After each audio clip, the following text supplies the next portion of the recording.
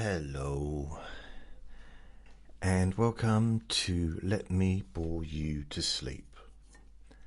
My name's Jason Newland.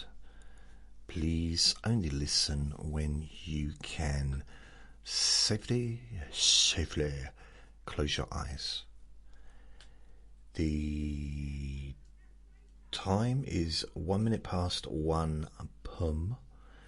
and it's Monday the 3rd of August 2026. 2026? Whoa! Really? Yeah, more like August. Really? Already August. I remember when it was July. It seems like days ago.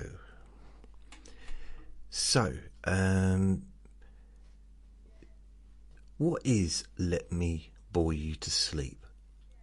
What does it represent? What does it mean? What's it all about? And also, why do people shout when they're on the phone? I've got a neighbour in the garden shouting.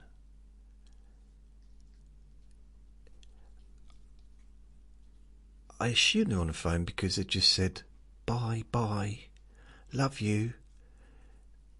And no one said, love you back or bye. Like I didn't hear anyone else there. Unless the person she's speaking to just doesn't like her. But that's unlikely, isn't it? Why shout when you're on the phone? It's like, isn't that kind of the point why we have phones? So we don't have to shout anymore. You know what I mean? It's like, I don't know. It just seems a bit silly. Little bit silly. I don't know, like going to the bottom of the garden, doing a big poo in a bucket, and then carrying it all through the house, and then pouring it into the toilet and flushing. I mean, technically, it's nothing like that, but you know what I mean. Like it's kind of,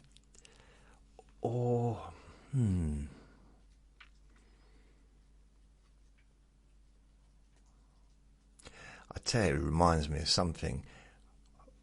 I went to France in 1989, and we literally were, me and my new friend at the time, were pretty much hitchhiking, walking through the Alps in France. And I think we got 2 really long bread rolls, you know, the stick rolls, and bottles of water to save money. That's all we had for probably the whole day, like from early hours of the morning till probably about 8 at night. And then when we got to the next destination, which I think was possibly Paris, but when we got to the next town, we booked into a hotel or bed and breakfast or whatever, and then we went to a restaurant and spent loads of money on a meal in a restaurant. Now, admittedly, that was probably one of the best meals I've ever had. It was a pizza. Just point out what kind of food it was, but because I was so hungry. But also that breadstick was the best breadstick I'd ever had as well.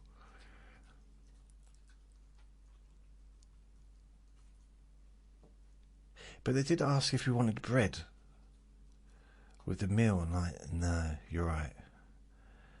No, we bred it up until you realise that actually pizza is mainly just bread, isn't it? But it's a different version of bread. Bread. So what is this podcast? I don't know. It's number 1656. 1566. So I've been doing it a while. I think it was March 2018 I started this particular podcast. What is it? What was it supposed to be? Because I think what it was supposed to be has changed. Because originally it was, I think it was supposed to be just me talking and then leading into a slow, sleepy relaxation hypnosis session. That was kind of the idea.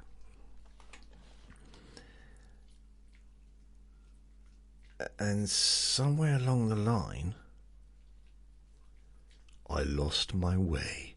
No, somewhere along the line, it sort of transformed into something all of its own, without me really doing anything. I've not purposefully tried to make it a certain way. I just talk about my life and exaggerate a bit.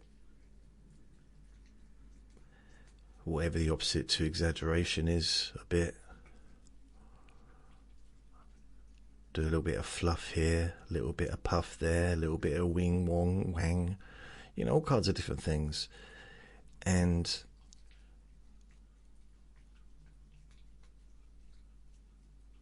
I don't know what it is anymore. All I know is my left eye's hurting today. It wasn't earlier. I don't remember. I haven't banged it, so I've kind of got like an eye ache, which I haven't had for ages. It's usually due to eye strain, but I haven't really felt like I've had eye strain in a long time, ever since I got my new glasses.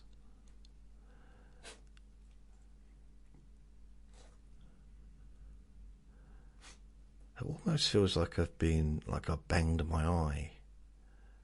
I haven't. I'd remember that, wouldn't I? Yeah, I'd remember that. I was going to say, unless I banged myself on the wall while I was asleep. Because, I mean, I did once kick the wall and broke my foot. When I was, it's true. There's still a dent in the wall. Dreaming that something was chasing me, and then I turned round. I realised if I turn around and kick it, the velocity or whatever, the force of it coming towards me,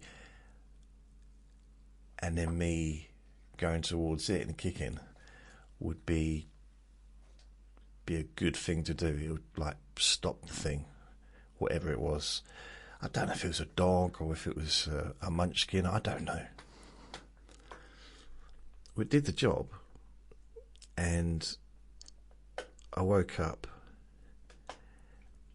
and I couldn't believe the mess. It's like, wow. I didn't just tap, I fully on kicked the wall. Full on kicked it. It's like, whoa. And I think the dent is really from my toenail, really, my big toenail, is why the dent is there. But I couldn't walk properly for a couple of months after that.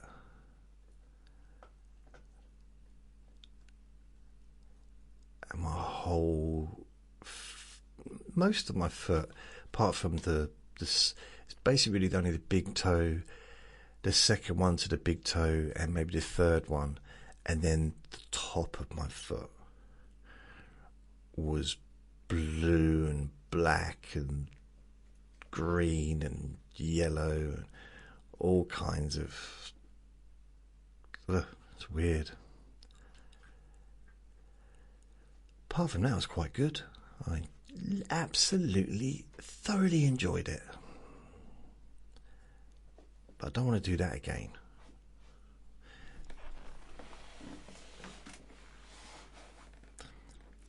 And then ironically, I broke the heel later on in the year, trying to stop my door from closing. And the door, we've got these really, really heavy fire doors on all the flats now. They were put in a few years back. And it was, I don't like my door slamming. And they're built to slam, because the idea is they always stay closed. And they're very heavy. So I had something in my hand, I don't know, shopping or something, and I was trying to stop the door from slamming, and it slammed right on my heel. Now I was wearing I was wearing these, or the old ones, the Crocs, so my heel was out of them when I did it.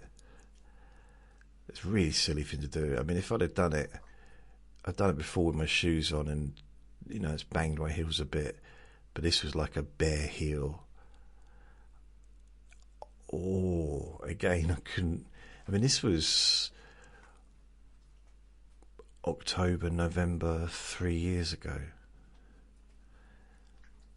Because it was weird because Luke, my friend downstairs, he wanted me to go to the petrol station with him, and I said I couldn't. And he kept going, come on, I want you to come with me. Like, well, go instead of me, then, well, at least come with me. I said, I can't walk with my foot like this. And he was moaning. I said, look, and I just reminded him that he had the same thing, but with his leg. He had, I don't know what the heck it was in his leg, but he had to have treatment on it. He had like not septic, but his leg went weird, really weird, and he couldn't walk on it for months, really, not properly. And I don't know if it was, what's that called, the veins? I know veins are called veins, but anyway, whatever it was, his was serious, mine wasn't, mine was just an accident. But still, I couldn't walk around. I hobbled to take Vinny out, and I stuck to the garden if I could. And I remember the look of disappointment on my friend's face. The look of disbelief as well. How can you going to let your foot get in the way of you going out? Will you let your leg get in the way of going out? In hindsight, it was a different thing because his was medical, but I still couldn't walk. It was, oh. So yeah, it's really weird. During that short period of time, the 2 years previous to him leaving, I broke my foot twice, like my toes. I broke my foot twice, like the top of my foot with my big toe and the one next to it at least were busted, and my foot, the top of my foot. Then I did my heel. I also broke 2 toes when I jumped out of bed because there was always shouting downstairs, and I'd get up like, oh, what's going on? And I banged my foot against it's like I don't have it anymore, but it was a steel exercise bench, one of those really heavy ones. It's about as heavy as I am. It was really heavy, and I smashed my foot on it and broke some toes. So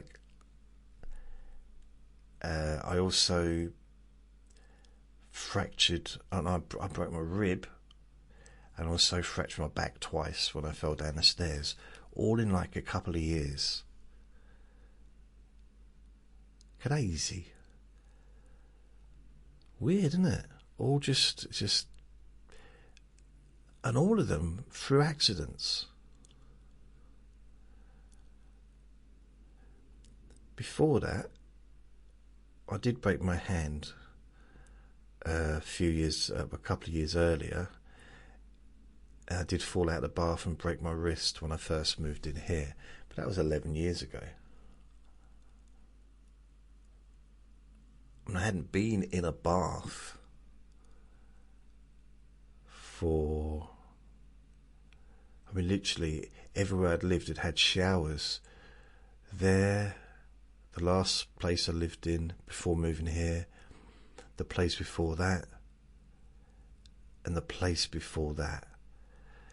So the last time I had a shower, that I had a bathroom with a bath that I could get into, was 2007. So what's that? 2007. So 8 years. 2007 to 2015. So I'd gone 8 years without having a bath to get into. So when I got into it, it was slippery, and it was weird, and also I can't fit into the bath anymore. Like, to have a bath, I'm just too big to get into a bath. I can sit down in a bath, technically, like, sit down. I don't get completely stuck, but I can't lay my body down, because even if there's only a little bit of water in it, still overflows, and it's just not big enough. I can't. Yeah, there's no point, because if you can't get the water over your body, what's the point in using a bath? That's kind of the whole point of having a bath, isn't it? So that the water covers your body. There was a time when blah, I was so slim, I used to have to wear armbands, those big rubber blow-up armbands when I was in the bath, just to keep me safe. So I didn't, and a bit of rope tied around my waist so I didn't go down the plug hole. I wasn't that slim, but generally, it used to be lovely. I could practically go for a swim. Not anymore. I'm like a hippopotamus trying to fit into a sink. That's what it's like. I did actually speak to the OT, occupational therapist, that's it. I think it was last week, regarding getting the bath taken out and having like a wet room or something like that, a shower, wet room, because I can't get my leg over the bath. So to have a shower, I'm uneven. I'm not really very balanced when I'm using the shower. Because I've got a shower in the bath as well, like against the wall. That's been there since I moved in. It's one of those ones where you have to turn on the water, both the hot and the cold tap, and then press down on the knob in the middle, the metal knob, to kind of have them both spray out. And it can be either too hot or too cold, or just change halfway through. Oh, it's yummy. But it's okay. It does the job. And I don't know what's harder, getting in or getting out. Probably getting out, actually. So getting in, I'm dry. Getting out, I'm wet. I don't know why I pointed that out, because it's kind of obvious, but unless I haven't actually had a shower. I suppose technically I could get into the bath with no water in the bath and no shower running, so I could still be dry getting out. But then what would be the point in that? Other than exercise. A really boring exercise. What do you do? I go running. What do you do? I do weights. I go to the gym every day. What do you do, JJ? I get in and out of the bath. Yeah, not that exciting. So I'd thought, because I've got two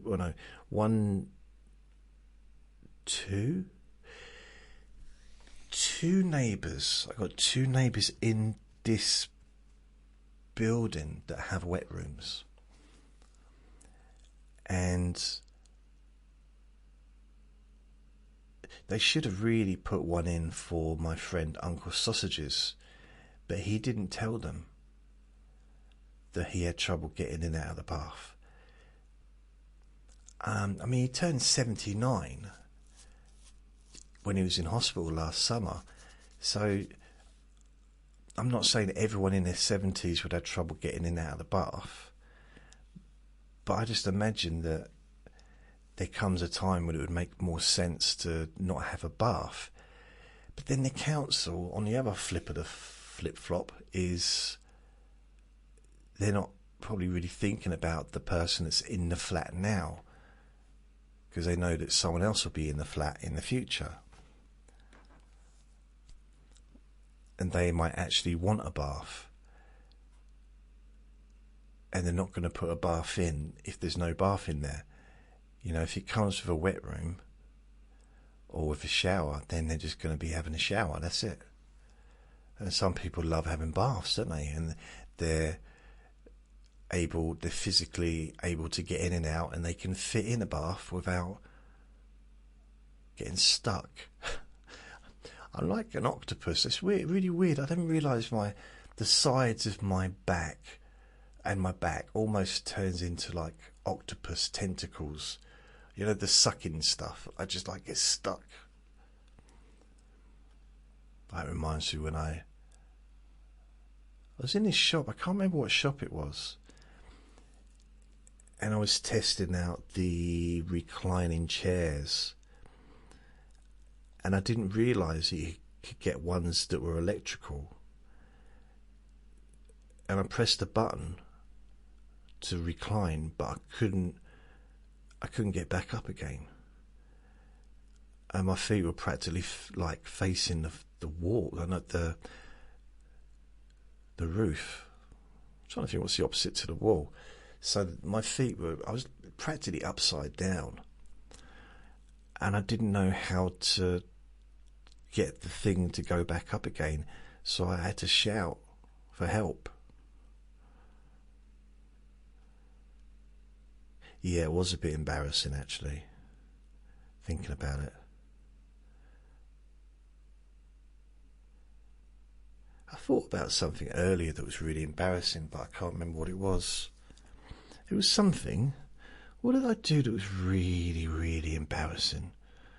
It was a long time ago. I remember. This is decades ago. But I was in work, and there was this little room where we used to have coffee. And one of the other lads, he left, and he said something. It was like we were just joking around. He said something, and what I said in response was, at least I didn't mention his mum. Now, it wasn't even that bad, because I didn't mention his mum. But what he said, if you know what I mean, it would have been quite funny. Some people laughed, but it wasn't. It was just a chuck away line, And then a voice from the corner of the room said, "Yeah, because you'd have said it to my mum as well." I didn't realise he had a brother working, so two brothers working together.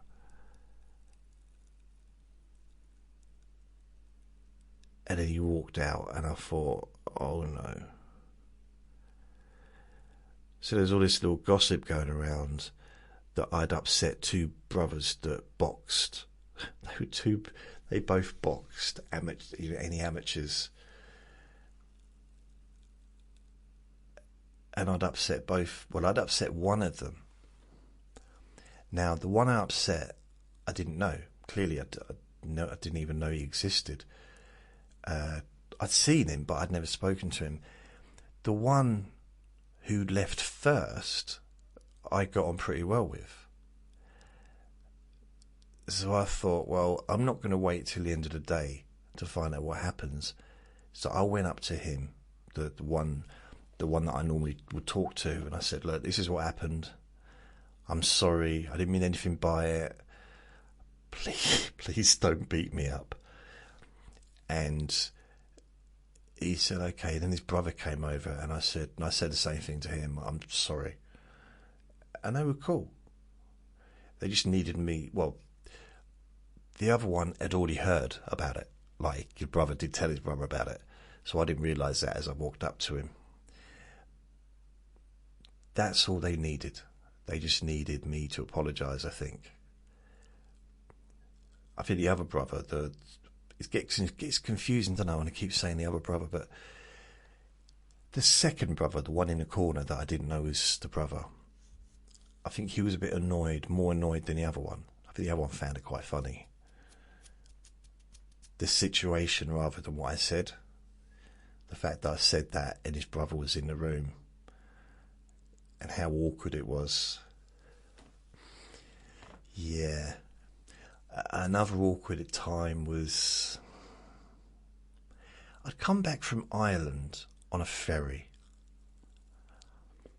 And I spent the entire journey with a female that I met on the ferry. We went and watched the cinema, watched a movie together and got on really well. I didn't know that she had a boyfriend.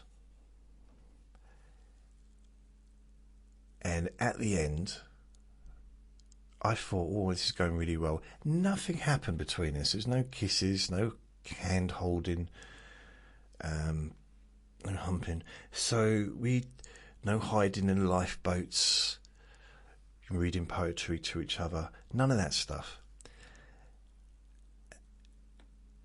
And as we were pulling up to, the ferry was pulling up to England, Dover. Or is it Dover? No, it's Liverpool, I think.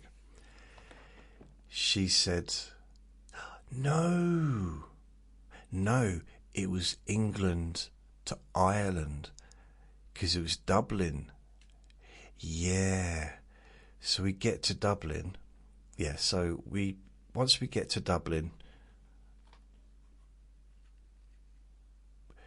and I think it might have been like coaches from the ferry port to Dublin station or whatever, I don't know. And she, we said goodbye and we just, that was it. I get off, bearing in mind that she was part of a coach that I was on. But somehow we managed to get kind of separated when we got off the coach. Okay, so I'm ahead of the place, and I'm talking to a couple of other people that was on the coach as well, and they met up. There was a lot of people waiting for people, and two of the people that I was getting off the coach with or getting off the ferry with, they were talking about something that happened, and I said, well, I spent the entire journey with this really, really fit girl. Oh, she was amazing. And so there's three blokes and me, and I'm probably saying stuff I shouldn't, but they were laughing. Okay, I was very young and naive at the time, and saying how attractive she was, and they were laughing and everything. And one of the blokes said, "Oh, here she is." I said, "Who's that?" He said, "My girlfriend." And I looked over, and it was the woman that I'd spent the entire journey with, walking towards us.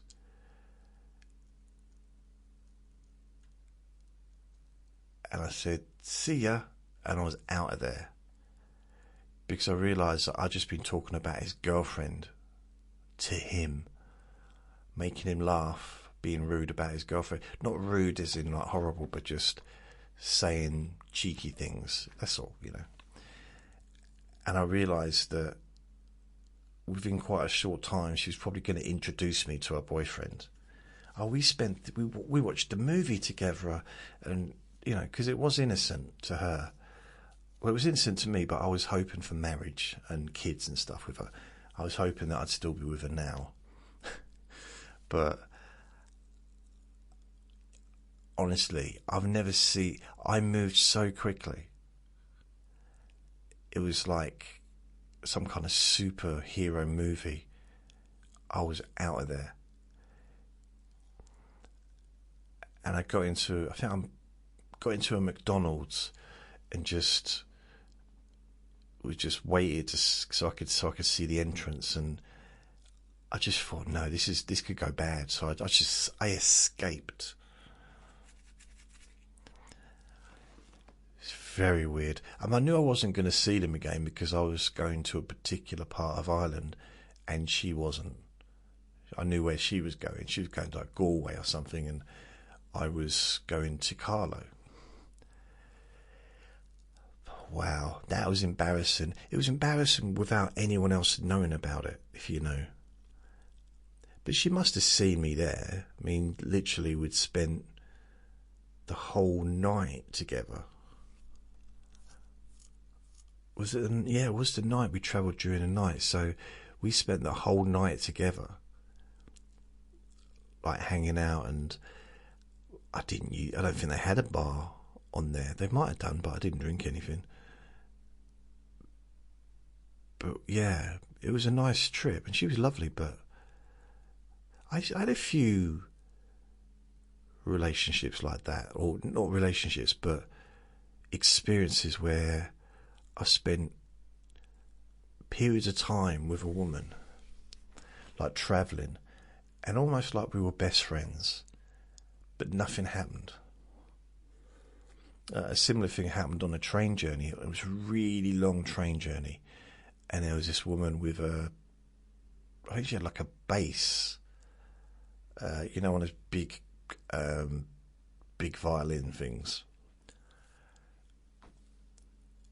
So she was a musician. She worked in an orchestra. That was her profession, and we just chatted and laughed for hours. And then she had to get off. And I just wanted to declare my love to her and ask her if she'd had my babies. But it didn't seem right to do that. You know, just like, how can you... Because you've only got a short amount of time between the train stopping and a train starting again. It stops, people get off, other people get on, then the train keeps going. It's very hard to declare your undying love to someone in that time.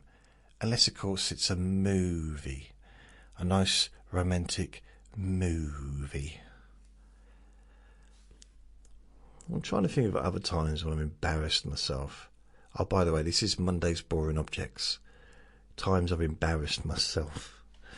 That's what this is. Oh, there's another time. Oh, man. I was waiting in... Yeah, I got a job in January 1989 working in an office dealing with lorries. It's like a haulage firm, but they delivered liquid. So like, whether it was petrol, whatever, but it was all kind of chemicals. And my job was to work in the office, basically just doing everything, doing all kinds of stuff. Now, I won't go into that job because that's a whole story of its own. But after being there for probably a couple of weeks, 3 weeks, they sent me on a computer course because I was completely computer illiterate. I'd never used a computer, never even touched a computer, really. Even though we had computer studies at school, I opted out of that. Even though we had a computer at home. Because my dad, being an electrician and being a bit of an inventor himself, because he used to do this and that, he used to do lots of different things, he loved new technology. So when it came to new technology, we always had the new stuff, whether it's video recorders, computers. I think he got into the CB radio for a while when that was big.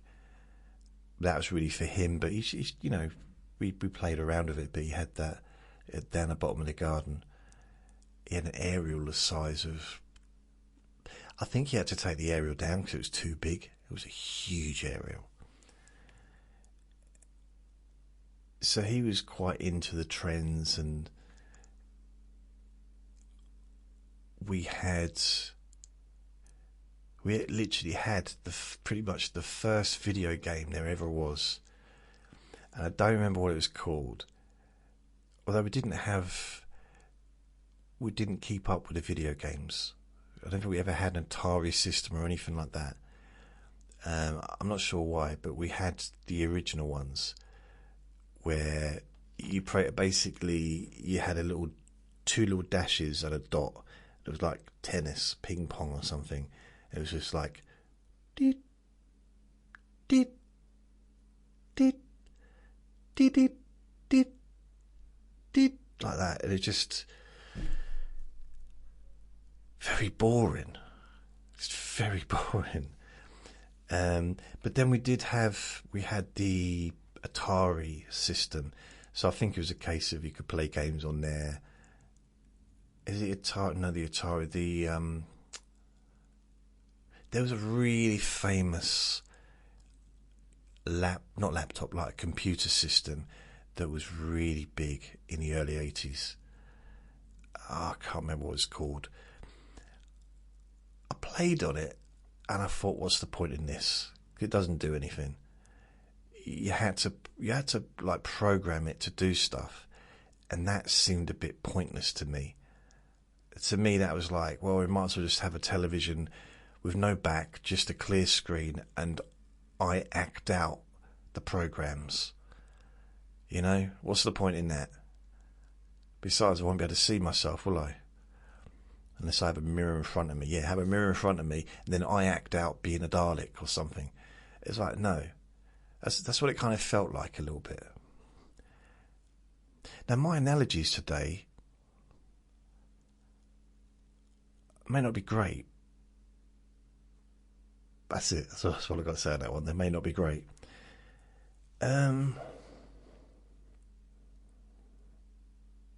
So I played around on the computer, and I just did not see the point in it.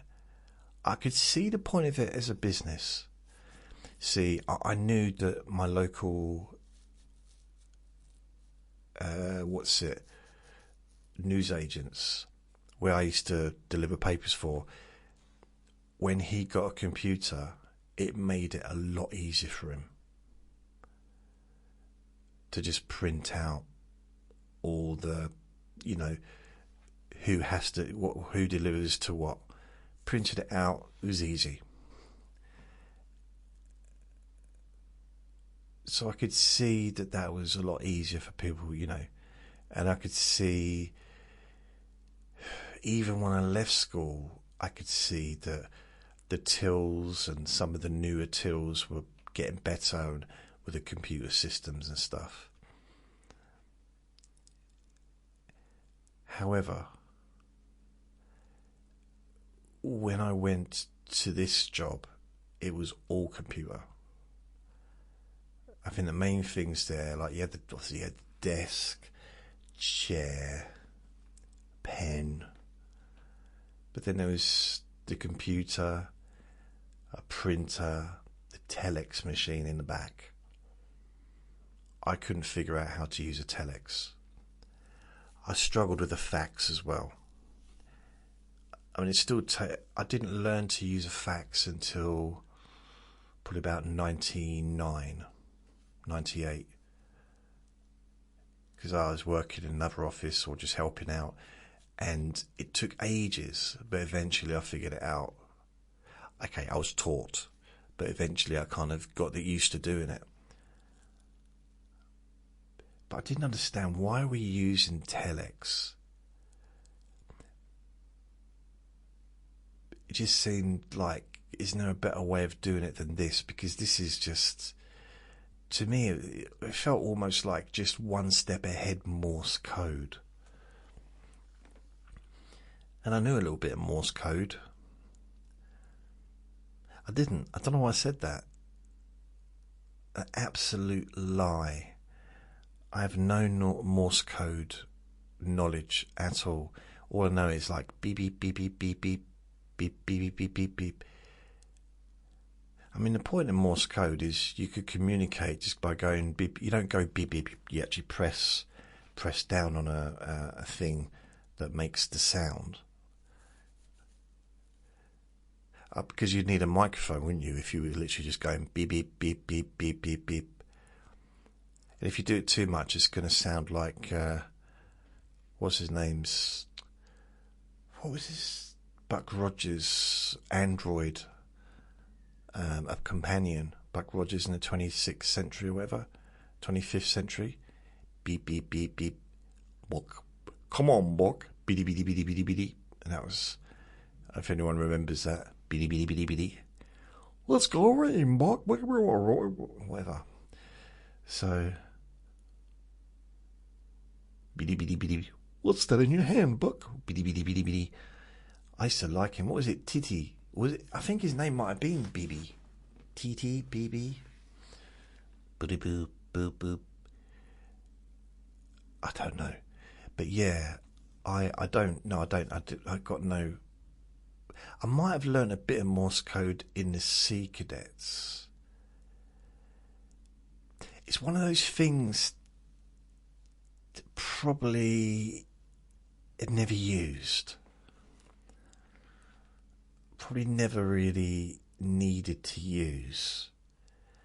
Not that I hoped I'd never use. It's a bit like I know some like basic fire training, how to put a fire out, basic, because I've learnt it. I learnt it in the Sea Cadets, and also learnt it when I was at college.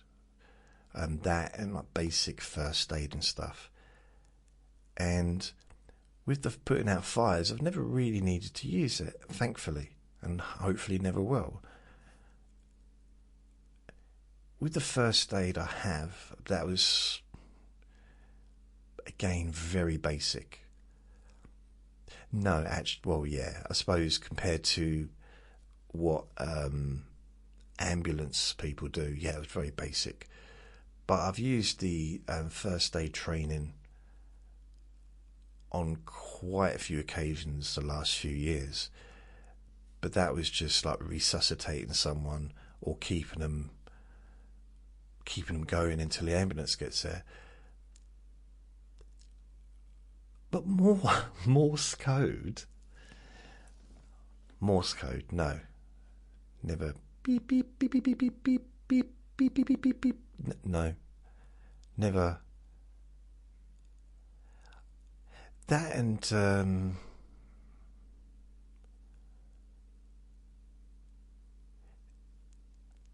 sign language. That's another one I never learned. Now, I think it would make sense as well that all kids, because I think it'd be quite difficult now, but all kids at school learn sign language, but we need an international sign language.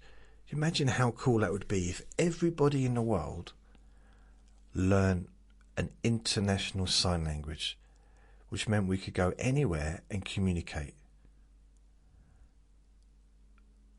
without having to speak their language. Now, of course, sign language isn't complete communication, is it? It's not the same as talking. So I do wonder how Must be very. It's a different world, but then it's going to be a different world, isn't it? If you can't see or whatever, but it's got to be. I don't know. It's just the language, because there's so much vagueness in the spoken language, and like sarcasm and the same word meaning different things. It's amazing that whoever invented sign language was able to come up with anything like that. But you know what I noticed? People that spend a long time together, and I'm talking probably maybe decades, they almost seem to be able to read each other's minds. I don't mean the minds, but like from the facial expressions and the subtle movements and stuff.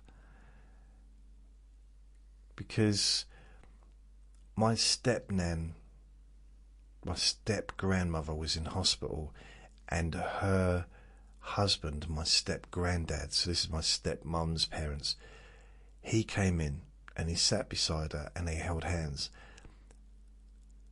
They just looked at each other, didn't say a thing.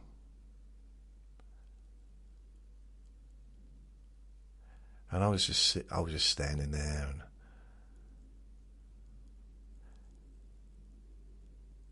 and I don't know what they were thinking. I hope it wasn't like who's farted, because I had just let one go.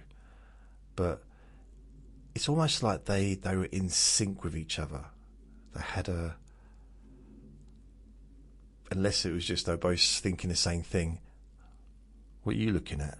why are you staring at me? It could have been, couldn't it? Who knows? But they had a deep. There was a deep connection that even someone as shallow as me can recognise. There was this deep, deep connection that, and it was, I don't know, powerful to see.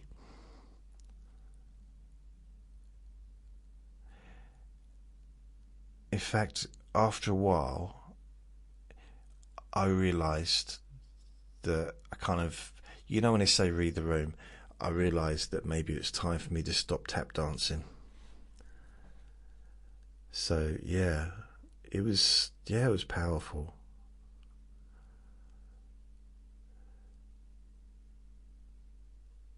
The thing is, at the same time, I remember I had a Buddhist friend and he said, I think I know what you're thinking, can you tell me? And I said, no. He said, why not? I said, because then you start thinking you can read people's minds. And he got, boy, I think he was insulted when I said it to him. And he said, why is that a problem? I said, because you can't read people's minds. How do you know? Because, well, unless, if you might think you can read people's minds, but you might need to see a psychiatrist if you really believe that. But the best way to go through life possibly is to know that you can't read people's minds. And then after that, he didn't talk to me for a few hours. After that, and this was about 2004, I came to realise, and I have done over time, that there's a lot of people out there that really believe that they can read other people's minds. They really believe that they know what another person is thinking. And they don't know. They might guess it. They might, sometimes we're going to be right. Sometimes someone's facial expressions are very easy to read. If someone's, I don't know, for example, someone gets terrified when they see a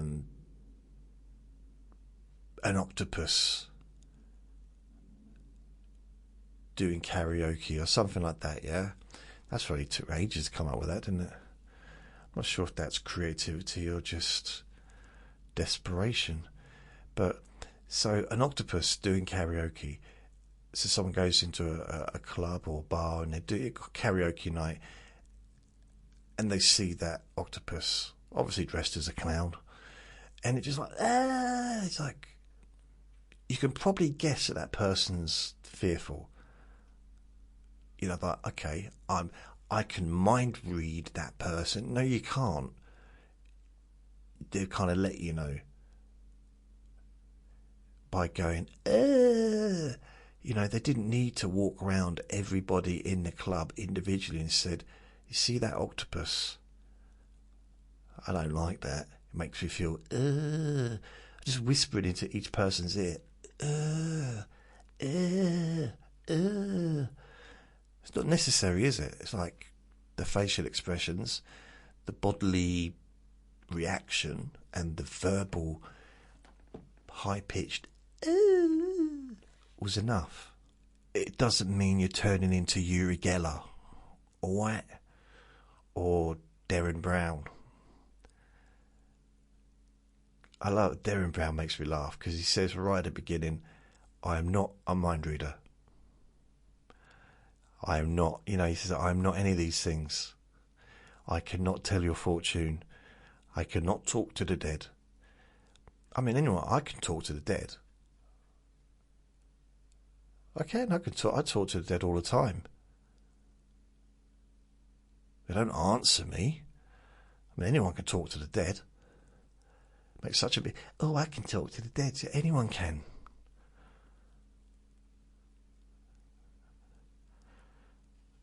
Just don't expect a response. Oh no, but I get a response. So you imagine a response. No, I get a response. So you imagine it. No. I actually went to one of those things years ago. I was dating someone that was into that. So I went to their church and they were doing this whole, is there a Doris here? Now, the place was full of, there's a lot of people in there, probably 70s and 80s at this time. Doris was a very popular name. Eileen, Doris, Teresa. You know, you'd find someone with that name. If you got 100 people, 100 women, you'd probably find at least one person with that name back then. So those names, it's just like the turn of this, like the early 1900s or 2000s or whatever, 1901, whatever. Edward. The amount of people called William or Edward, it's ridiculous. They're and back then, doesn't seem to happen as far as I know. I might be wrong. People used to name their kids after previous owners, after relatives. Either the middle name or the first name. And quite often, the firstborn, because people would have a lot of kids in the early 1920s and 10s, and, you know, having 12 kids, 10 kids, 10 kids, 6 kids, 14 kids even. It wasn't unnatural. It was unnatural, but it wasn't unnormal.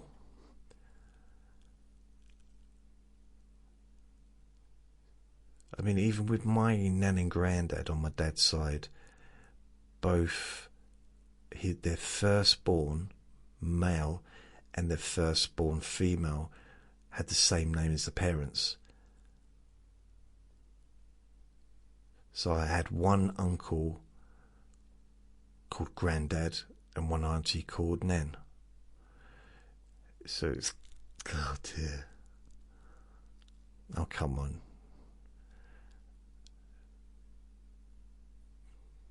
That was hilarious. Shut up. So, I think it'd be funny if I said it really quick. The fact that I'm like taking an hour just to get a sentence out. No. But they did. They actually did name their kids. One was named after him, one was named after her. And I used to think, well, wouldn't that be confusing at home? But it wasn't, because they didn't used to call each other. I think sometimes she'd call him Dad, and he'd call her Mum.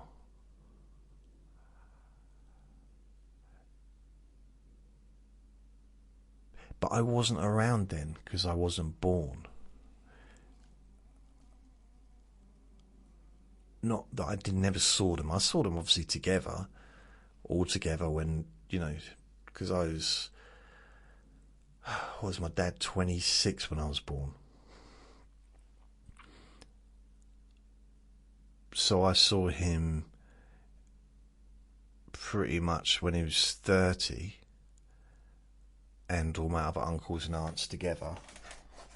So my oldest uncle would be about 38 at the time, with my granddad and nan, and they'd all say Dad and Mum. Dad to their dad, that is, and Mum to their mum. And they daren't say Mum to their dad. Ooh, woe betide them. There was a lot of those kinds of sayings back then that I grew up with that was outdated when I grew up with it. So I don't think that my friends' parents would use those terms. Yeah, I used to hear things like, woe betide you. I never knew what it meant. I mean, I kind of started to understand, so betide me. So that's something that's going to come onto me. Or that's something that how I'm going to feel, and I'll be all woeful. I don't know. Still a little bit confused. Other ones, I remember my dad used to say, if he was going to give me a spank, he'd say, I told you to dress up as a schoolgirl. No, he didn't. He said, I told you, this was last week, he said, this is going to hurt me more than it hurts you. Well, don't do it then. It's just such a stupid thing to say. This is going to hurt me more than it hurts you. Now, saying that, I only remember one time that my dad gave me a spank. I didn't ask him for it. As a kid, I'm talking about, like, not talking about our regular Thursday nights when I was in my 40s. That's a weird thing to say, isn't it? I don't mean it. But the only time is when I lost my little brother. I did. I lost him. And he was wandering down the motorway. Yeah, my dad was... I've never seen him like that before. He was absolutely furious. Basically, we were out the front. I was about to go to the library, as I did at the weekends. That was my place. No one ever questioned that. It's really weird, I think, thinking about it in hindsight. No one questioned that I was an avid reader, always reading a book, and at the library a lot.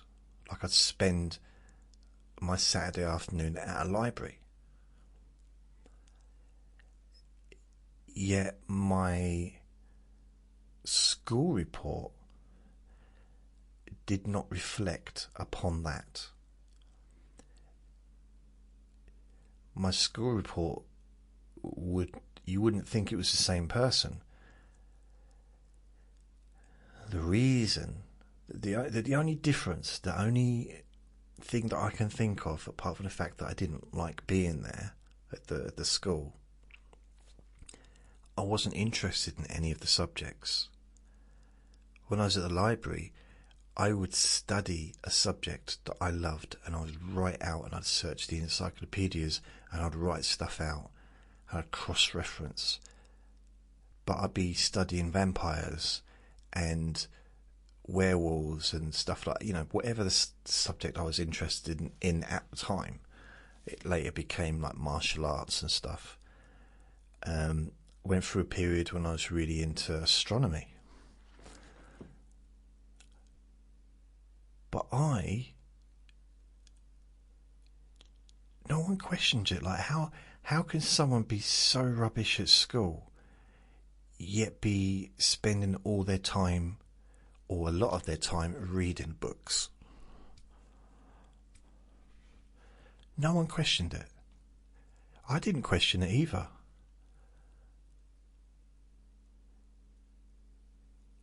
I literally could not get through enough books. I was reading and reading. I'd read stuff just because I liked the smell of the book, or I liked the cover. And hardly any of it was fiction. The children's stuff was fiction. But with the adult stuff, none of it was fiction. I didn't really read much fiction, apart from, okay, when I was like an older teen, I discovered science fiction books. And there was these, they were thick. And the front cover always had a really scantily clad people on there, and it was very adult, kind of an adult picture. It wasn't like nude, but it was adult-y. And the only reason I came over them is because I was going through I was buying, because I bought these books because I realised if I got it from the library I wouldn't be able to return it. So I was going through, at the time, lots of Star Trek books. And I read all the ones. I think I bought pretty much all of them. And then in the same section was these science fiction, but fantasy books. I mean, technically Star Trek is fantasy, isn't it? But it's becoming more real life as we go. I think that's part of the reason I struggled to get into the Next Generation Star Trek, because not only had I watched all the episodes of Star Trek on repeats, of course, because I wasn't alive when they were first broadcast, but like very late 70s, early 80s, they were on, I think it was a Tuesday night on BBC Two. And I used to watch them, and then reading the books as well. I felt very, like I knew the characters, really knew them quite well. Like Spock and, I can't remember the others, but I knew them really well. Almost like they were family members. Can't remember their names, but I really felt close to them. And I started noticing these books, because I pulled one out because I was trying to get to another book, and I saw the cover and I thought, huh? And my tongue just rolled out of my mouth onto the floor. I was like, what is this? Honestly, no one told me about it. It was in the adult section of the library, so I wouldn't even have kind of looked at it really, because I was still a teenager at this time. And I think most of those books were in hardback in the library, but these were in softback or paperback. The fact that it was so thick with like 400 pages put me off a bit. It was like, I'm not going to be able to, it'd take me a year to read that. But it's a weird, even as a slow reader, how fast you can read when you know a juicy bit's coming up. It's almost like, I'll be honest, I'm not sure if I really took much notice of the story. I was just waiting for the next naughty part. Yeah, I was a teenager, so wow, I could not believe, my eyes were opened Because, and it's way more, it's just like, I don't know, if anyone's ever read any of that stuff, you'll know what I mean. I'm surprised it's even allowed, really. It's so extreme and explicit, some of it. And I started collecting them. It was almost like it was a secret, my own little dirty secret. Because no one else knew. They were just books. And you couldn't see from the edge of the book what it was. If you took the book out off the shelf and you looked at the front, you think, it's like, that doesn't look like a book a child should be reading. But when it's actually just the edge bit, it didn't really have anything on there. And none of the titles really gave it away. Well, some of them were kind of close, but yeah. So yeah, I used to read those. So I used to like reading fiction then. I've not really stuck to the topic of the day, have I? The old Monday, boring Mondays. Objects. I don't know what happened. I've got to find some more times when I was embarrassed. And this all started because I was going to talk about going on a computer course, and now I ended up talking about naughty science fiction fantasy books. I don't know how I got from one to the other. So, yeah. So, anyway, I got sent on this computer course. Embarrassing moments. I got sent on this computer course. It was in... where was it? I used to know the place, but I've forgotten. It's the best hotel I've ever been in. Harrogate, that's it, Harrogate. Best hotel. I think that was where the head office was of the company I was working for. And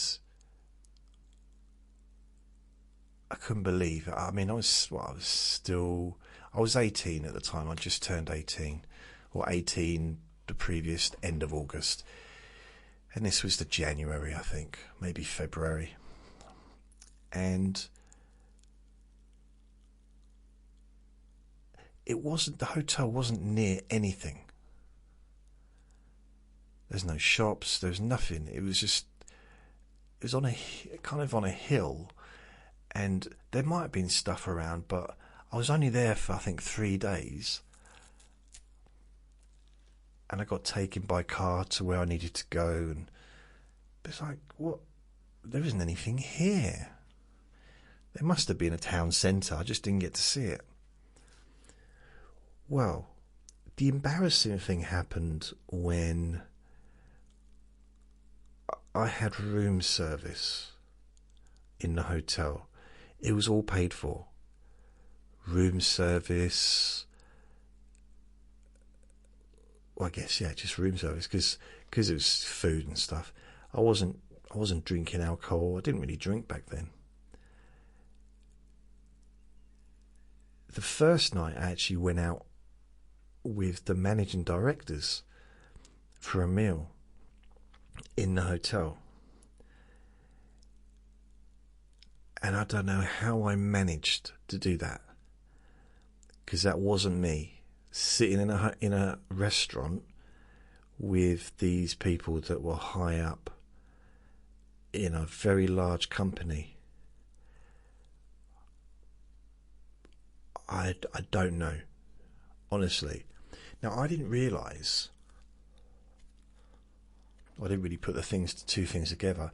My dad actually worked for that company. A different part of the company, but he worked for that company. So maybe they knew him. And maybe my dad just said, can you keep an eye on him? Can you just check he's okay?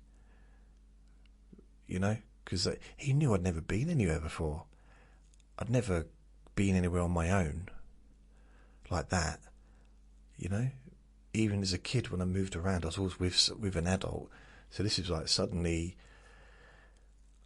I mean, I'm up north and I'm on my own. Like, what the heck do I do? I didn't know anybody, no one to talk to. And I wasn't on a computer course with anyone else. It was just me on my own, going along, being taught how to use the system. There wasn't anybody else there. There was, because it was in the offices, like where the whole place worked. But I wasn't like in a group of people where I could get to know people or anything. Nothing like that.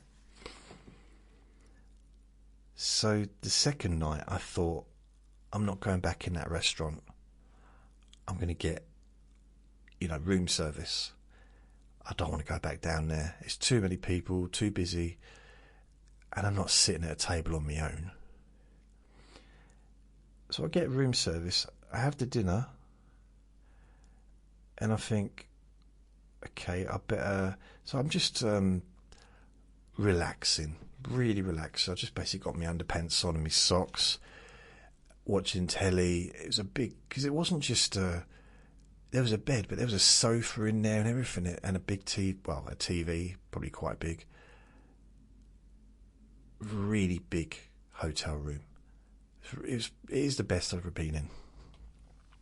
Not that I'm a hotel exquisite connoisseur, whatever, but yeah, I haven't been in many hotels really. These days, the last 25 years or whatever, if I stayed, probably the last few decades, if I stayed in a hotel, it would normally be just not a happy shopper. What's it called? Just like a not burger. It's like a named one. They've all got names, haven't they? But I'm trying to think of a hotel. Hotel Inn, Holiday Inn, something like that. And they're just all the same. I mean, they're different, but they're all pretty much the same. I don't like serving myself, though. Yeah, I don't like serving myself. It's not because I'm lazy. It might be because I'm lazy, though. But it's not because I'm lazy. It's... I just don't want to... Yeah, it just doesn't... doesn't suit me. There's a few reasons, but I just don't... Yeah. I prefer to have the food delivered to the table and, on a plate, all nice. It doesn't have to be neat, but just there, so I don't have to get up and queue up and walk around. And because some people are there, they got a wallet sticking out of the back pocket, and it's just tempted you want to pickpocket them, but you think, no, can't do that because I don't want to ruin the weekend, and if they catch me, and it's just like, what am I talking about? I've never pickpocketed anyone since I left school. I used to steal. No, I didn't pickpocket, but at school I used to steal stuff from the teacher. So the teacher would go like, "Where's my calculator gone?" And then later on, I'd go up and speak to the teacher and ask a question. It was just like a magic trick, really. Like, look over there, look at my right hand, or look at my left hand, and that you not focusing on what I'm doing with my right hand. It probably sounds better if I do it the other way, but you know what I mean. So I'd be like, oh, look over there, there's a dinosaur outside. And I'd put the calculator back in their drawer. And then I'd go back to my chair or whatever, and I'd say, "Miss, have you got a calculator?" And she'd get angry because she'd already had a go at everyone. Someone's took a calculator. And she said, "Obviously you can see it's not here." I said, "Have you tried your drawer?" Which she hadn't. Like, but it was on my desk. Well, it's not, it's in your drawer, isn't it? But it was on my desk. I said, and she said, "Yeah, it wasn't." But I said, "No, it's in your hand." So she just get annoyed. And I do this with various different things, you know. I remember once she sort of said, I went up there, distracted her, kind of sat down, and she stood up and she was very furious, and she said, listen, no one's going to lunch until my table's been returned, my desk. And the good old days, isn't it? Hey? The good old days. Anyway. So I'm just chilling out. I can't remember what I was watching on the telly. I don't remember. Because it would have been probably EastEnders actually. I was probably watching EastEnders, which would be on about 7:30 at that time. Probably 7:30, because Wogan would be on first and then EastEnders. So I probably had my dinner probably during Wogan, and then watched EastEnders, just lazing about, because, you know, I didn't want to get up until my food had started to digest, you know. I don't want to rush around. And I thought, what do I do with these plates? Well, it was just basically one plate and a knife and fork, maybe a cup as well or something. Like, what do I do with this? There might have been a basket with like tomato ketchups and stuff as well. So what do I do with this? I thought, do I wash it up myself in the sink or in the bath like I do at home? And I thought, no, wait a minute, because I remembered as I was walking in, I saw the day before in the evening, I think, I saw a couple of plates outside people's doors, and I thought, yeah, that's what I got to do, because this is all new to me. I didn't know the etiquette of the whole thing. So I went outside the door, put the stuff down. I didn't know which side to look, so I kind of go out to look, and there was a plate over there. And as I was looking, the door shut. So I put the stuff down. What I didn't realise is the door was locked. When the door closed, it locked itself. And you might think, well, so? Well, I didn't have my key on me. And do you know why? Because my underpants did not have a pocket. Yes, my underpants. I was standing there outside the door with my underpants and my socks on. Now, normally, that was how I would try and woo a lady, you know, with my socks on. Always kept my socks on and my underpants if I could. Unless, of course, I wanted to get a laugh. So I'm stuck out there, Mr. Skinny, because I was, you know, I really was, I was very self-conscious of how slim I was at that time. I didn't realise that actually being slim can be quite a good thing. Anyway, I did not know what to do. I even remember there was a window at the end, and I thought, no, jumping out the window is a bit extreme. What could I do? I didn't have anything. I didn't, honestly, just my underpants and my socks. And I didn't like, how, and I was on, I think, like third or fourth floor.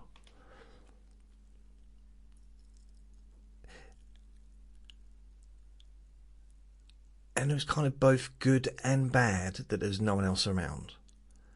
Good because I didn't want anybody to see me. But bad because I couldn't get any help.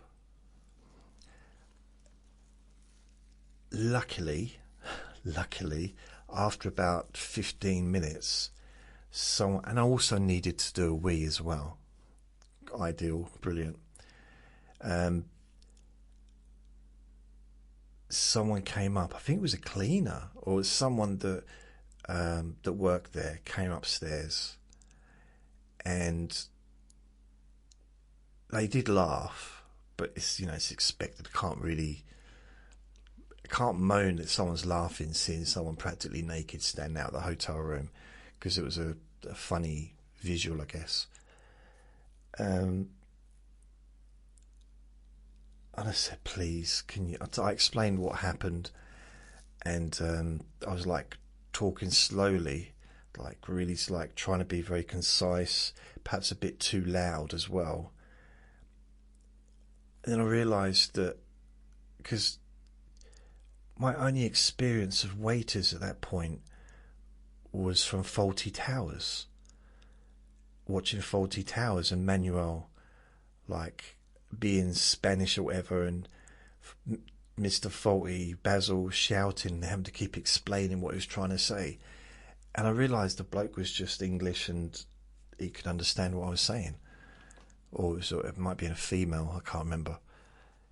So I just said, look, help, please help me.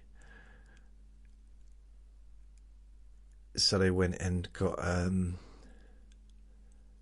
not sure if he had a key or she had a key that was like that opened all the doors, or went downstairs and got a key. But it was embarrassing. And if I ever tell you this story again, it'll probably be different from that time. I'll probably embellish, but wow. It was, I really did not know what to do. What can I do? I mean, literally. Oh, there's another time. Yeah, I suppose I did embarrass myself. Right. There's a little town that basically, where my dad lives and the next main town is about half an hour, I think. 40 minutes on a train, half an hour. And I figured in my mind that's not a long time. And we were halfway through the journey and the train broke down. And we managed to stop at a station. One of the stations there stopped out on the way. And people were standing on there on the platform, and the attendant said, you're going to have to wait till it's fixed before we can continue. And I said, no, but I've got to be somewhere. And he said no, and I caused a bit of a fuss. I wasn't rude, but I was a little bit cross, a little bit short. I said, well, I'll walk it then. And the bloke started making fun of me. He said, you can't walk that. I said, yeah, I can. We're nearly there. So I set off. And I kind of made a bit of a fuss about walking. I don't know, just almost very theatrical. And the other passengers sort of saw me walk off in a huff. I'm going to walk. Tell me I can't walk. I can walk there. Of course I can walk it. It's only a small amount of time. It's not just moaning. After half an hour, I realised I was lost. I was in the middle of the countryside. Didn't know where I was. And I realised that I was not going to get where I was going, because I didn't know where I was going. I didn't know even if I was going in the right direction. I figured it was the right direction because it was the way the train was going. But eventually I left. I was nowhere near the railway track, so I had no idea where I was.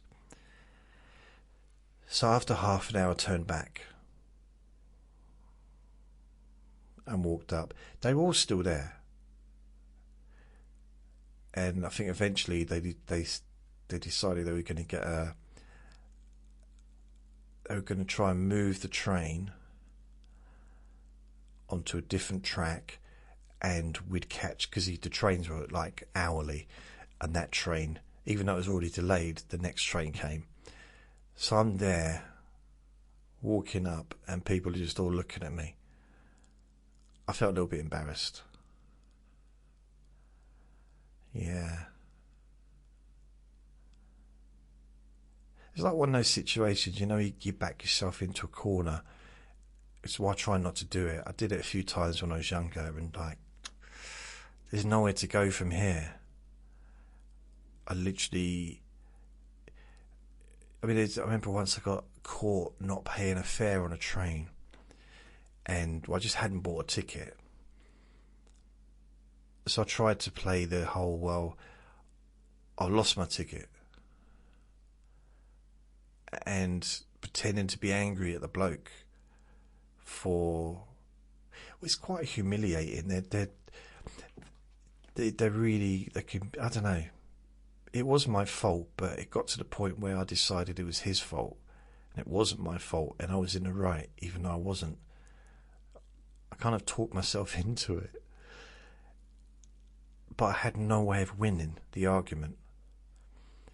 And I was standing there, this was 2001, I was standing there arguing with no hope of winning. And in the end, he just took my address. So I gave him my old address where I didn't live anymore. So, yeah. But it was just like, what's the point in arguing this? Because if you're really nice, there's been times when there's one time I fell asleep on a train and I ended up a long way away from London. And the ticket inspector came round, and I was just genuine. I said, the train is stopped, by the way. And the ticket inspector, they came round basically to wake me up. Well, can I see your ticket? Because I was asleep. I think they thought it was a bit dodgy. I said, no, no, I was supposed to be going to Stratford. They said, well, you're in Norwich. I said, oh man. So you got a ticket? I said, yeah, look, it says Stratford. He said, yeah, but you're in Norwich. You need to have paid for a ticket to Norwich. I said, look, I live in Stratford. I've got no reason to come to Norwich. And I'm now stuck here for the next 5 hours until the next train goes back. And he didn't give me any hassle. He just let me get off and wait for the next train, which was, I think I got there early hours, and the next one wasn't until about 6 a.m. to go back to London. So I'd have to pay for that trip as well. So he could have been really, it was embarrassing because it was just me and him. No one else was around. One embarrassing thing, I remember I was on a bus and I was working in the bakery, the big bakery, in about 91. It was 91. And I was doing long hours. And I was coming back on the bus and I fell asleep. Also, at that time, even when I was working before I worked in the actual bakery itself, I worked in the canteen of the bakery. So I'd be doing just like a normal day's work. But I'd also be up during the night, like up till early hours of the morning at comedy clubs. So I didn't generally get a huge amount of sleep. So I'm very, very tired. I fell asleep anyway. Luckily, I was the bus stopped and I woke up. And I was one stop away from my stop, which was lucky because I was proper asleep. And I looked down and East London's busy. I mean, this was like 5:30. It's super busy all the time. And these people were looking up at me and I'm thinking, what are you staring at? And I realised that I was dribbling. I dribbled all down the window and all over myself. I was that tired, I literally fell asleep, and I was at an angle, so it was just all dribbling down. It was embarrassing. It was. And I just had to look away and like, oh. I think I might have actually got off the bus there and walked the rest of the way because, like, no, this was bad. So it was a little bit embarrassing. Trying to think if there's anything I've done that's been embarrassing, really. This all seems quite... I know, quite soft, isn't it? There's no, like, major things.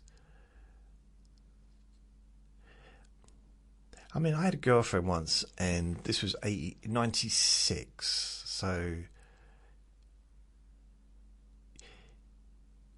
We was on a train. There was no one opposite us, but there were people behind us. We were like in... You couldn't really see what we were doing because of the way the train was sort of suited. But she pulled my trousers down, you know, everything down. And I'm thinking, okay, this is a bit risky, but, you know.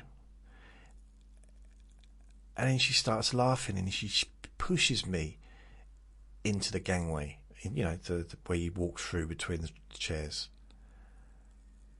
Whew, that was embarrassing.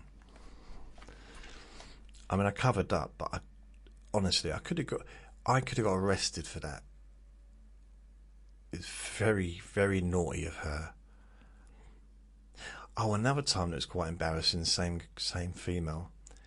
I used to work nights. That's where I actually met her. I was working nights as security guard, and we'd be up all night. It's how she just used to come down and we spent out, you know, nights and nights and nights in a row, just chatting and getting to know each other, and then fell in love and all that stuff. And then she stopped. She stopped coming down. No, then she'd come down, and she wouldn't be all night with me because I would see her more outside of work, you know. But she'd still be down there and come down and sort of see me, and it was kind of early days, so it was quite a passionate time. I was in this enclosed office part where there was a big desk, and it was all encased like glass, and you know, you couldn't get into it, you could lock the door, and there was chairs, and there was this big desk and stuff. And we also had, because it was the reception of the place that I was working, but we also had the mobile, which was the security guard who would come down and check on all the different sites to make sure, first of all, that we're there, make sure that we're doing what we're supposed to do, and that we're not asleep. And the mobiles, I think, at night, that's kind of their main job, is to make sure that the people are not asleep. Now, I was never asleep at that job. I was at the second one, but I was never asleep there. Anyway, my girlfriend was... I've got to explain this so it doesn't sound rude, but she was underneath the table. I was sitting at the table, she was underneath the table. So I guess she must have been searching for a pencil or something. And the mobile came in.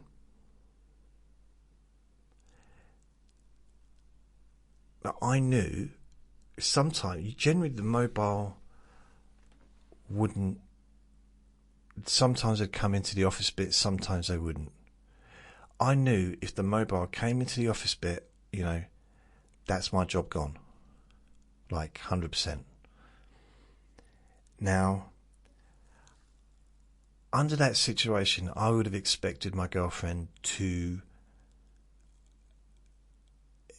I don't know, kind of be ready for that situation to sort of make an excuse, but she didn't. She found it hilarious. So the mobile, the insurance, the security mobile, was standing talking to me through the glass. And I'm trying to have a conversation with her. or him. There was a lady and a man. I don't remember who it was. And it was hard. I mean that as a pun. It was very difficult. If you remember Police Academy, the very first Police Academy, and the Police Academy, the top man is standing doing a talk to all. I think it's basically everyone's passed and become police officers. He's talking to everyone in like, you know, he's behind a rector or whatever it's called, a good name. And the rector, what, you know, the thing that you put your papers on. And there was someone in front of him, out of sight. It was kind of that situation. I never thought it would ever happen, and I'm so glad that I didn't get caught, because that was super embarrassing. I just started to realise she was a bit of a troublemaker, wasn't she? Remember once we visited my dad in the we stayed in his caravan out the front, and she painted my toenails before seducing me. The next day we go out, we're on the beach, and she said, "Oh, do you want to, should we go for a little dip?" I said, "Well, I can't, I've got my clothes on." She said, "No, just up to her ankles or whatever, just cool off." I said, "All right." So took my shoes and my socks off. We're just walking around, walking towards the beach, walking like towards the sea rather, and she's laughing her head off, and other people are laughing, and I don't know what the hell why are you laughing? And I'm just like oblivious. I didn't realise, I'd forgotten that my toenails were painted, and she'd painted them all different colours, really bright. It's almost like she'd planned it. And she found it hilarious that I was walking along the beach with my toenails, with my really bright toenails shining. That was embarrassing. Yeah, that was embarrassing. What other times have I been embarrassed?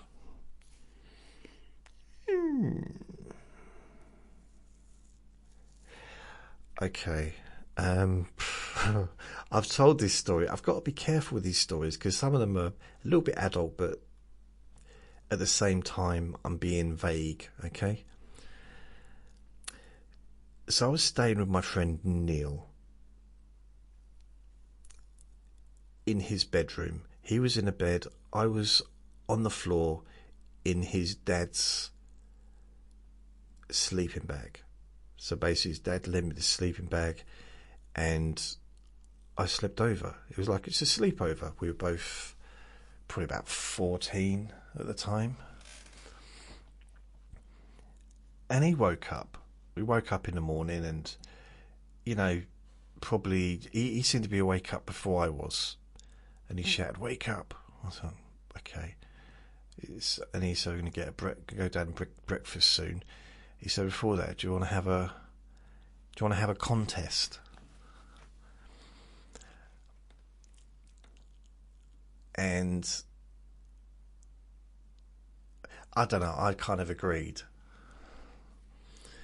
So we had this contest, but, you know, it was under the covers, couldn't see nothing and everything like that, and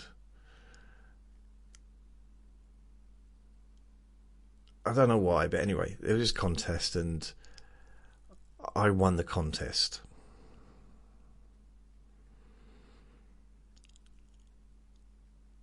And I'm like being a bit cocky, said, "I win."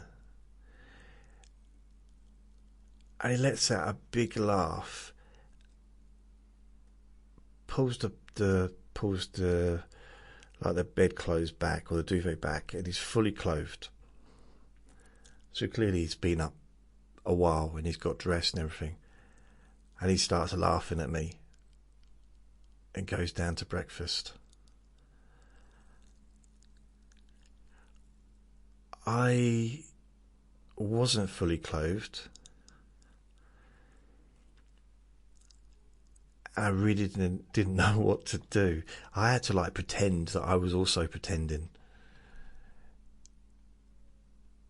And there was I remember a few months later, because his dad was cool. He was really, both his parents were really nice. And I don't know why they allowed me to go around there, because no other parents let me go around people's houses. Only one other. I used to get banned. I'd go around to a friend's house and they would say, no, I don't want you back. Whether it's them just saying it because they didn't want me to visit, but even my bestest friend, I wasn't allowed in his house because his dad didn't like me. But Neil's parents, they were amazing. Phenomenal, honestly. They liked me more than my own parents seemed to. I don't know why, they accepted that I was however I was. Anyway, I was around there a couple of months or a month later, and I was just leaving, and I was saying, I think I had something to eat, and I said, thanks for the grub, I'm off. And his dad called me back, and I said, what? He said, Jason, you owe me a sleeping bag. And Neil's laughing his head off, and I'm so embarrassed. Because all Neil did was he just basically, he just wrapped it up and stuck it into the loft or something, I don't know. And I think his dad was about to go camping or fishing or something and needed the sleeping bag and just couldn't open it. Anyway, a similar thing at my friend's house, Neil. Another thing that happened is, this was embarrassing because I had to face the consequences of this. Basically, we had a free afternoon. So this would be, again, when I was 14 probably. Maybe 15. 14, 15. 14 probably. And we basically went round Neil's house, me, Dean and Neil. So we went round Neil's house and Neil raided his dad's alcohol place. So we have vodka. Don't do this if you're listening at home. I basically had a pint of a mixture of different things.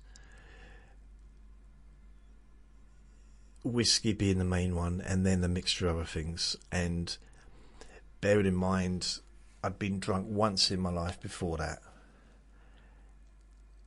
And other than that, the most I'd ever drink was like a glass of wine on a Sunday. That was kind of standard back then. Like a glass of wine on a Sunday and at Christmas and stuff. But I was a kid. I wasn't drinking alcohol, or wasn't hanging out in the park doing stuff like that. So I drank this stuff and I got completely the worst I've ever been in my life. I've never been like that since. And they found it hilarious. Which is kind of weird considering it was Neil's house. He took me into his mum and dad's bedroom and wrapped me up in their quilt, and I completely ruined the bedroom. I was just being ill everywhere. Everywhere.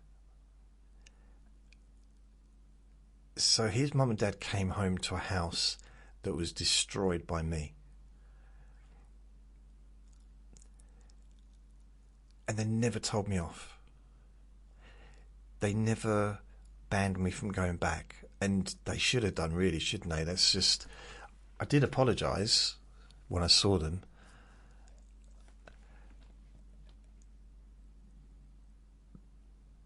And then after that, I left and I went and did my paper round. And the next day, my boss at the paper shop said, we had lots of complaints yesterday. People saying that you didn't deliver their newspapers. Can you tell me where they are? I said I did deliver them. Where I delivered them, I couldn't tell you, but I definitely delivered them. And yeah, I got in trouble for that. Very strange. They came round to see me later in the evening to see if I was okay. Wow. Put me off whiskey forever. I managed to force myself to drink a bit of whiskey with my dad a couple of times, because that was the only way I could be. I was trying to bond with him, you know. This is back when I was about 17, 18. I just can't drink whiskey, just it's not my thing. I think I'm quite lucky though, because if I had been able to, I think my life would have been different. But yeah, the weird thing about it is, when I was 16, I moved into the flat above the chip shop. I didn't have anything really to go in there, and my friend Neil's parents gave me loads of stuff, like cutlery, plates, dishes, toaster, kettle, all this stuff they gave me for my flat. And I remember sitting down just in the town centre on a bench outside and thanking his dad, and being quite teary actually, because I couldn't believe that he did it. But both him and his mum, and his husband, his wife, that they'd actually cared enough to help me, especially after what I'd been up to.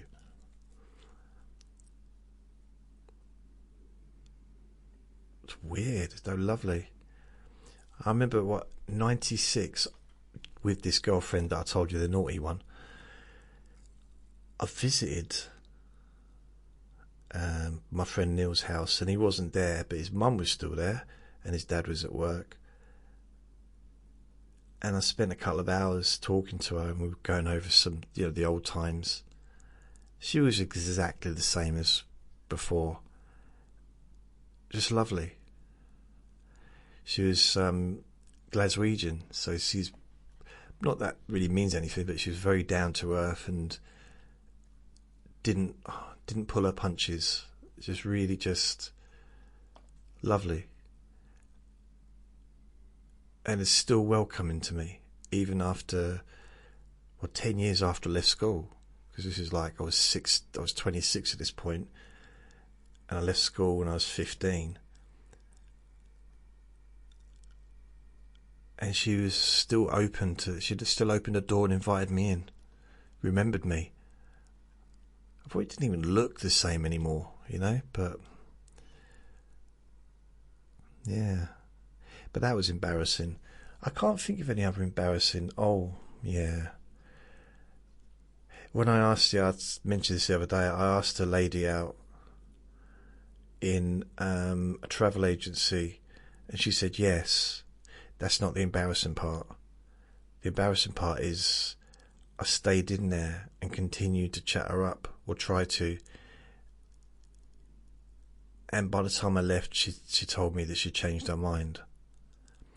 And this all happened in front of two of her colleagues in a shop that didn't have any customers. They just happened to be a really quiet afternoon. And I think I embarrassed myself more than I realised. What other embarrassing moments? Oh, that was that one when I got stuck in the chair. Oh, that I mentioned earlier. What other things? Embarrassing. There's probably loads.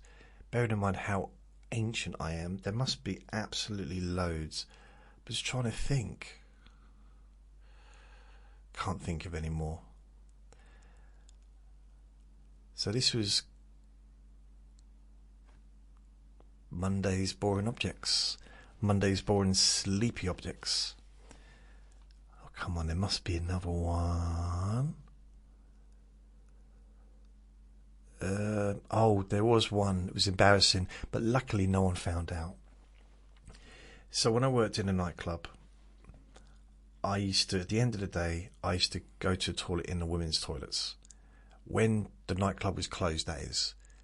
Because the men's toilets were unusable. Unusable. And usually there'd be at least one or two toilets in the females that I could use.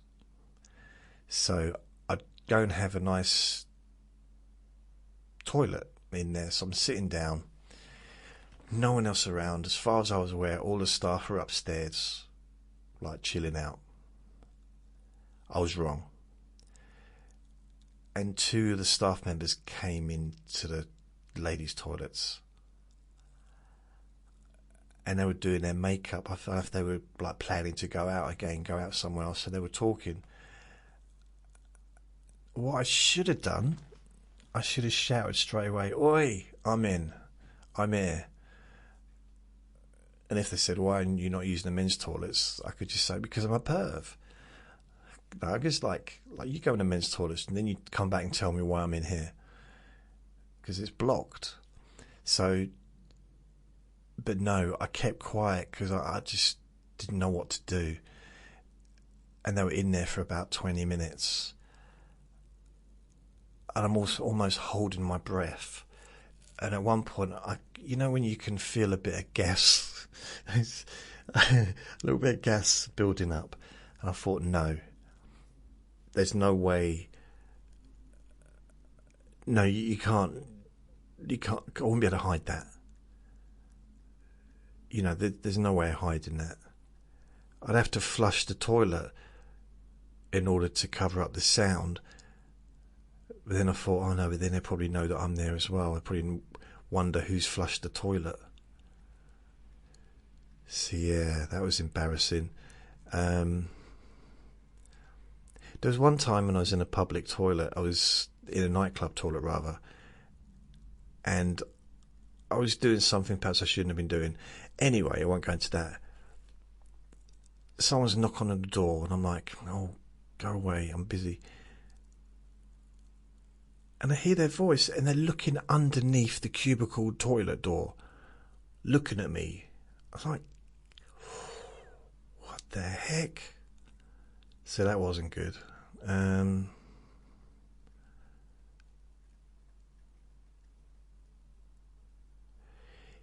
Yeah, I'm trying to think. There's probably a few other little bits and bobs. I mean, I was embarrassed every time I was at school when it was shower time. That was, you know, I mean, it's not a specific thing that happened, but I felt embarrassed because I was like a kid around all these adults. It was horrible. Didn't like it.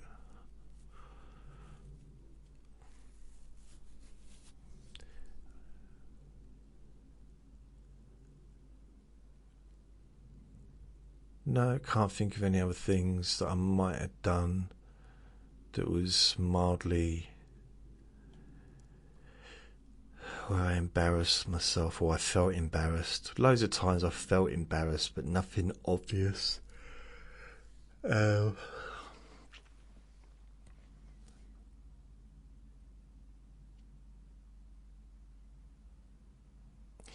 Yeah, as a kid, I was just used to, when I was very young, I used to say stuff without meaning it. So I started in a chip shop, and there was this lady, she was probably in her 60s, and she, again, I would never do this, but I was 15 years old, so I just want to point this out. Anyway, she had like 3 teeth or something, and she was very moany. She just moaned the whole time. And she used to moan at me. "I'm old enough to be your grandmother." Like really. She wasn't particularly friendly to me. But, you know, as I've learned over years, she's probably got kids and grandkids that adore her. So, you know. But I didn't see the world that way at the time. Anyway, we had a delivery of stuff like bleach, stuff for like cleaning a place. And don't ask me why, but we had a big like broom head, the bristles. I picked it up and shouted out, "Look, here's Doris's new toothbrush." And I was going to say everyone laughed. Not everyone. She didn't laugh, the opposite. And I instantly felt guilty. But everyone did laugh. But I was a kid, you know what I mean? I was 15 years old. I forgot she was there. But I didn't plan to say it. It just fell out of my mouth. I can't remember what her name. I'm saying Doris. I don't know what her name was. I can't remember. I do remember her name, but I'm not going to say it. And she'd be like, "Oh, yeah." I would never do anything like that now, but back, or even probably in my 20s, maybe, probably wouldn't. Probably not, no. I don't know. No, I don't think I would. But not now. So, I mean, you could say, well, I embarrassed her, but I also embarrassed myself because it was a ridiculous thing to have done, and it was not nice, and yeah. We never became best friends. And the weird thing about it is I always had a lot of respect for elderly people, and I still do, because of my grandparents. Or my my nan. Always had respect, but then, I don't know what it was. The way I think back then is like, if you're going to be rude to me, then, it's going to be returned. I try not to do, but I don't know. I've got nothing to say. I don't feel good about having done that, but I did do it. It's almost like confession time, isn't it? And then there was that time I cut the brakes on that car. No, I never did that. No, I think that's it. It's not it. There's loads of others, but I can't think at the moment quite.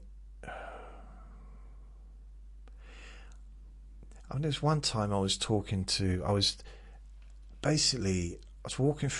the nightclub, and someone was eating, because it's a comedy club. Someone was eating, and they asked me a question. So I think I'm talking to them, and I kneel down, and as I talk to them, my chewing gum falls out of my mouth onto the floor. And she looks at me weirdly. Everyone at the table looks at me weirdly. And I'm like, when I got back to the bar, I thought two things to learn from that. First of all, don't let chewing gum fall out of my mouth onto the floor. And secondly, don't pick it up and put it back in my mouth. That was the big one, but that was embarrassing. Other things, I remember once I was in the DJ booth, and this was the early years, and a lady jumped over through the window of the DJ booth and started kissing me. And I'm like, what are you doing? I actually did say that. What are you doing? She said, "I'm kissing you." I said, "Okay. Why?" It really threw me off, because it was the first time anything like that had happened. It wasn't the last time. It was definitely the first time. And she said to me something that really made me think. She said, "Why not? What's wrong with you?" Not like what's wrong with you, but why wouldn't I want to kiss you? And I'm like, that's a good point. Why wouldn't you want to? And because I'd lost my mojo at that point, and I was like in my prime, I'd lost my mojo through circumstances or whatever. And that's when it sparked. That little spark came back. It's almost like I felt like a man. You know, my version of a man. I just felt like, oh. And I hadn't felt that for quite a while. I haven't felt it for years. But there was a degree of, I think it's confidence. The confidence kind of came back. My mojo came back. And after that, and that was like at the end of 97, 98, I had a haircut, put on some better clothes, put more effort into my appearance, and I was dating. I was back in the dating game, and dated a lot of dating in that year. So it's just like I got my mojo back and my confidence. And I realised that, why wouldn't someone want to, maybe not kiss me, but why wouldn't someone want to talk to me? Nothing that wrong with me. I know I'm not a supermodel anymore, but still technically human. So, I don't know really. I don't know what the point of this conversation was. Embarrassing moments. That was embarrassing because I didn't expect it to happen. And I think it's not just the fact that she jumped over the thing. It's the fact that I screamed really loudly because it made me jump. Yeah.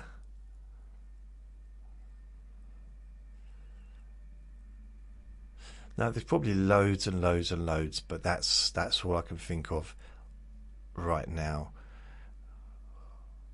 But I'm still trying to think. I almost want to find one that's really good. I want to find a juicy one. A juicy embarrassment. You know, something where I've just looked at absolute silly Billy. Like really, really silly.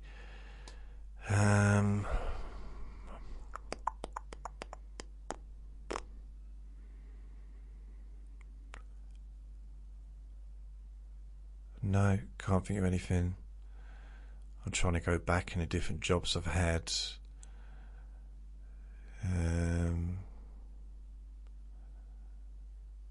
Jobs I've been sacked from. Relationships I've had. Embarrassing moments in those relationships. I imagine all relationships are going to have embarrassing moments. I just can't think. It's been such a long time.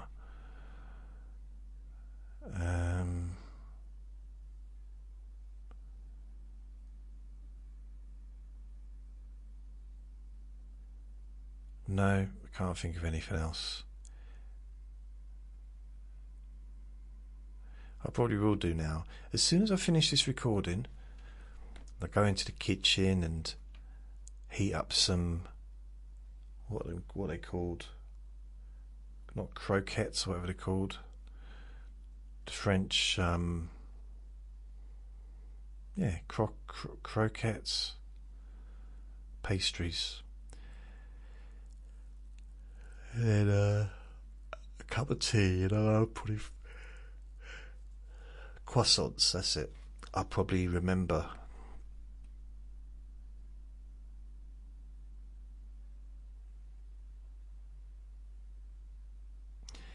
No. Oh, there was one. Oh, okay, I can't say that one because it's very, well, there was this female, it sounds like I'm just talking about women here, but she was working in one of my insurance jobs, and I couldn't help physically reacting when she was around. I don't mean like dancing or anything or doing handstands. It's probably just pheromones, you know, just her pheromones were affecting I imagine I had hormones back then. So it's just a chemistry thing, that's all it was. And I was affected by her. I mean, really, if she'd have liked me, that would have been potentially a really powerful relationship. But she didn't like me. So it was just a bit weird. I don't know why. I guess my chemistry, whatever, was reading signals that weren't there, maybe. I don't know. But anyway, she used to be friendly to me. But one day she asked, and she used to wear... Like, I would never have complained, but it was really quite inappropriate clothing that she was wearing. It looked like I liked how she looked, don't get me wrong. But I've seen people get told off to not wear that kind of clothing in the office environment, just because of the distraction it can have. And it's usually, I found it's quite often it was other women that were complaining about it, not the men. So, but she's definitely... All she was missing was a whip on this occasion. That's what I'm going to say. A whip and handcuffs. And she asked me over, because my job is to listen to phone calls, and she wanted to ask me a question. So I go over, I lean over, I bend over to talk to her and stuff. And then that effect... There's no way of saying this without laughing, blimey. Because I was bending over, forward I mean, and she just had, as I said, it had an effect. So when we finished, I stood up. Apparently I nearly knocked her off her chair, and she went and told everyone that I had that there was a flag in my pants, let's say. And I was like,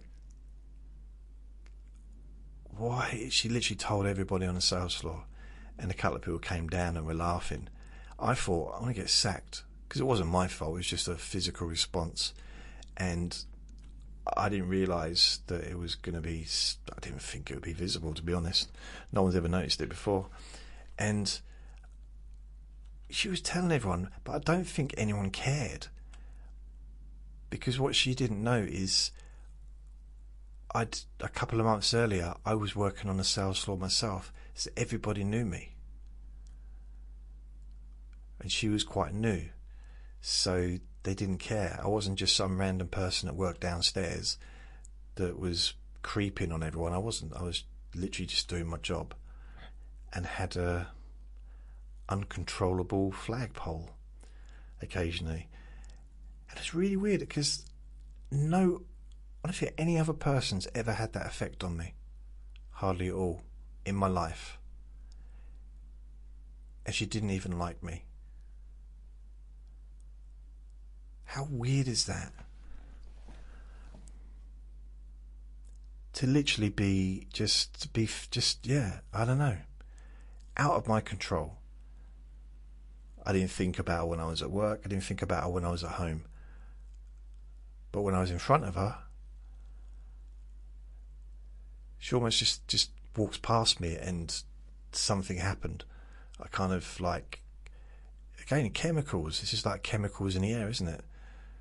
That's why when people say, "Oh, I don't find young women attractive. I'm an old man." Like, no, you do, because it's not your fault either, because it's chemicals. Not penicillin. What's it called? Not estrogen. What do they call it? The smells that we produce, that we can't smell consciously, affect each other. Pheromones, that's it. Pheromones. So, and people just lied. Oh yeah. Oh no, I'm not attracted to a 20-year-old. I'm 35 now. No, you might not be attracted to them. You might not be looking to be with someone that's younger than you. But the attraction's not in your control. being attracted to someone, being attracted to an older man or a younger man, whatever, it's not in your control. It either happens or it doesn't happen. You can't control what we're attracted to. You can't control what you like eating. I mean, you could probably wean yourself onto something. Why would you want to? But you know, if you go from full fat milk to skimmed milk, it tastes disgusting to start with. But you do that for maybe a year, 2 years. You try and go on to full milk. Full milk will taste disgusting. I say disgusting, but not everyone's going to experience it that way, but I have. It's very hard. And some people say, well, there's no difference. Skimmed milk's just like water. Well, fair enough. I've never drunk white water before that tastes like milk, but hey, you know, I've never put water on breakfast cereal, you know, or in tea. Well, obviously I put water in tea, but that's not a good example, is it? So that was embarrassing because of what she was saying about me. Like I'd almost walked in like a cockerel, proud, or what's those things that walk around proud?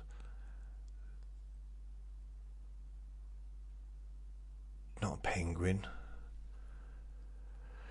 Not a peregrine falcon. What's it called? Peacock. Like a peacock, like, oh, look at my tail and all my colours and stuff. And I wasn't doing that. I was literally just coming up to see one of the managers about something. And then she stopped me and said, oh, can you help me with something or whatever? I don't know what it was. It was a question about something. I wasn't listening. I was listening. I just don't remember. So that was, yeah. That was embarrassing.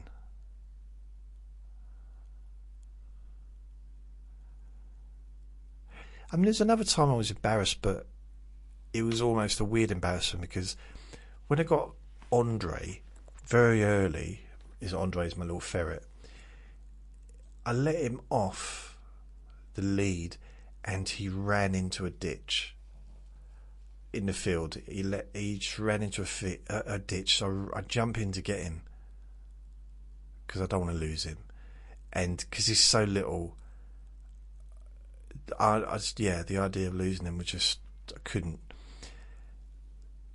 I get caught. So basically I get caught on this old wreck of a car that's rusty in this ditch. Didn't notice that. There's all these thorns and everything.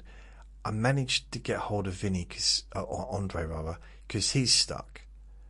Because the collar he's wearing is stopping him getting through. So I managed to get him out. So I've got him in my arms. I can't. It's been raining. I can't get out. I'm all cut up, by the way, on this car, this rusty car. My arms all split open. But I'm trying to just get out of this ditch, and I keep sliding back. And I am embarrassed because I'm like, how the heck do I get out of this? Because I can't walk down the ditch because it's completely full of trees and bushes and everything. The ditch is higher than I am, taller than I am, so I'm standing in the ditch. The ditch is probably, it's got to be 8-9 foot high, because I'm 5'8" or whatever. I'm trying to climb with just one hand because I'm holding him with the other hand. I do it in the end, but I fall over about 3 or 4 times probably as I'm doing it. So I end up walking back when I get out, and I'm completely covered in mud, as well as having my hand and my arm. I think I even cut my face a bit, but a lot of it was just scratches. But it was like, this does not look good. And it's really weird. I didn't see one person. Usually, it's usually people walking. No one could have helped me when I was in the ditch. I didn't even see anyone as I walked home. Because after all that, it would be nice to have been stopped and asked, so I could tell them the story. Instead of waiting for 9 years to tell you now. Anyway, I'm going to go because I'm going to get myself some croissants. So thank you for listening. Remember to be kind to yourself, because you do deserve to be happy. And be gentle with yourself. You deserve to feel safe. Lots of love. Bye. Bye. Bye. Bye.